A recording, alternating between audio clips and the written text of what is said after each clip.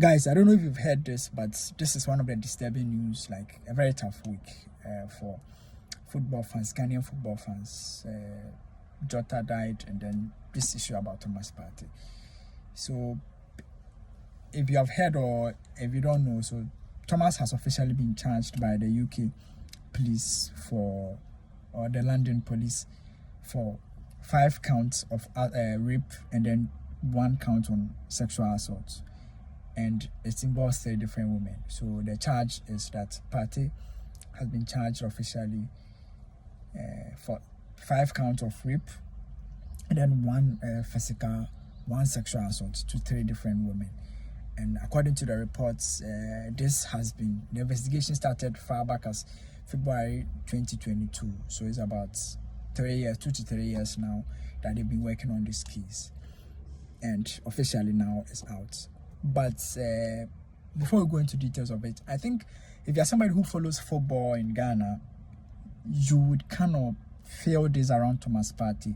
There has always been rumor that there's something like that around his neck, but it has never officially come out. So once his contract with Arsenal ended somewhere 1st July, and this coming up, like people are feeling like maybe Arsenal were shielding him, or like Arsenal just hanged him to dry after this issue.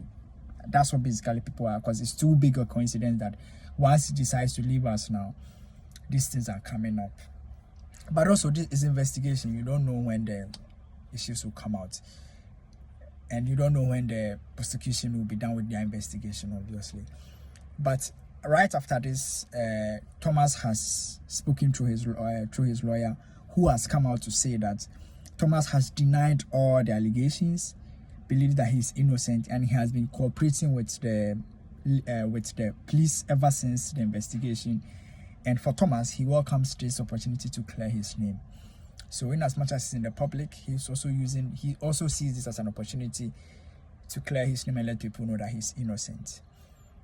I think now we are in the plenary stages, so a lot of information will come out further. There'll be more details of the case as we move on. But at this point, this is what is going to happen. Thomas is out of contract. Clubs that are in conversation with him to sign him will start backtracking. Companies that are working with him will start backtracking.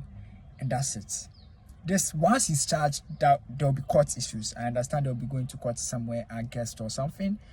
So now Thomas has to spend a lot of money on legal issues. His lawyer that he's working with, one of the experienced lawyers in England, and he's going to charge a lot of money.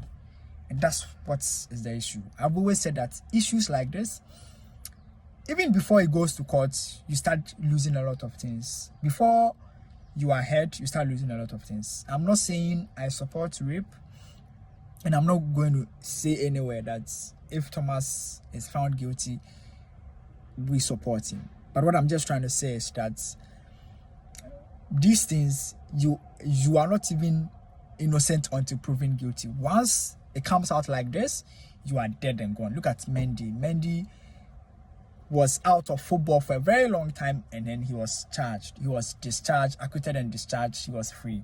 His career is dead. Like Mason Greenwood, one of the best forwards United could get, but he couldn't even play for Manchester United because of these issues. It's in a way that when it's placed on you, or less God, like if it's placed on you, it takes a lot of time for it to get away from you. And no matter how you come, no matter how it ends, no matter whether you come out innocent or guilty, you don't come out the same.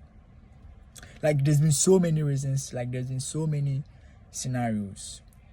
And it would take a lot of prayers and a lot of legal works for Thomas to come out of this peacefully and have his career again. And that's what we are all praying for. But it will be very difficult because now he will not be able to play.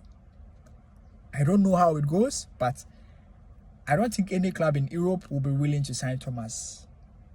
I don't think any club in Europe will be ready to sign Thomas now. So he will not be active in the January window.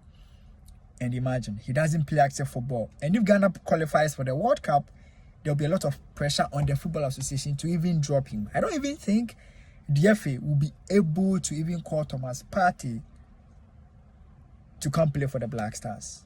And imagine, and the point where he played one of his best football and is moving on to earn higher salary. Because Thomas has really not made a lot of money from football. You may not believe it. Because when he was at Atletico, he was earning just like an academic player until he decided that he wanted a new contract. They didn't give him, and he came to Arsenal. So in the last 3 to 4 years that he came to England has been only when he has earned an appreciable amount of money.